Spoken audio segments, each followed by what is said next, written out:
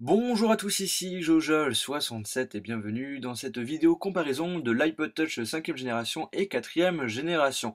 On va commencer par les dimensions des appareils. Alors pour la largeur, rien n'a changé, on reste pour tous les deux avec du 58,6 mm. Par contre l'épaisseur a changé, l'iTouch 5e génération est plus fin, il fait 6,1 mm contrairement à l'iTouch 4e génération qui nous proposait du 7 mm. Alors comme vous le savez, l'iTouch 5e génération propose maintenant un écran 4 pouces Retina alors qu'avant on avait du 3,5 pouces Retina. Alors la hauteur a bien changé, comme vous pouvez le remarquer, il est bien plus grand, il prend environ 1 cm de plus.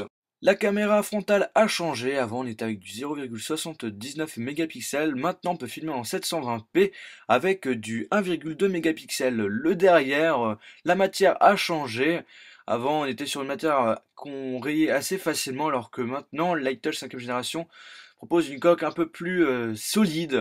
On a une amélioration avec l'appareil photo. Maintenant, on peut filmer en 1080p, alors qu'avant, c'était du 720p. Et vous avez même le flash qui est intégré avec l'iTouch 5e génération.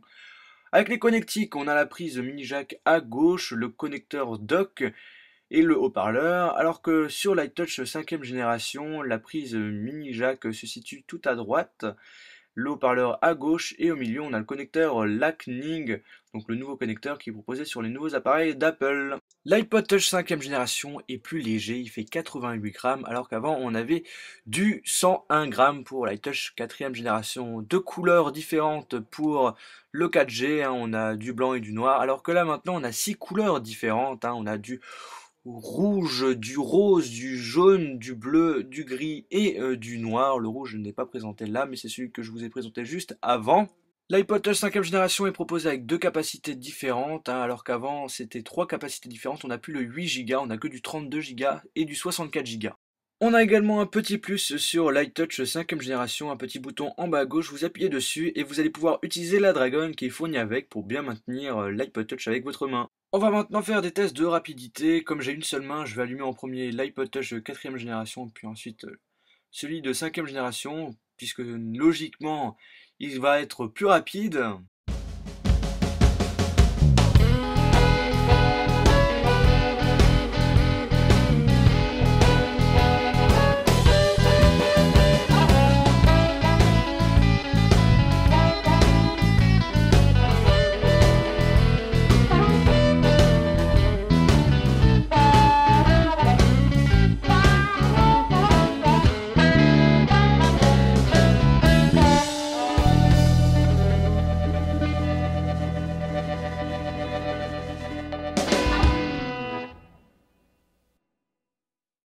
On va maintenant passer à l'ouverture d'applications et à la rapidité pour l'internet.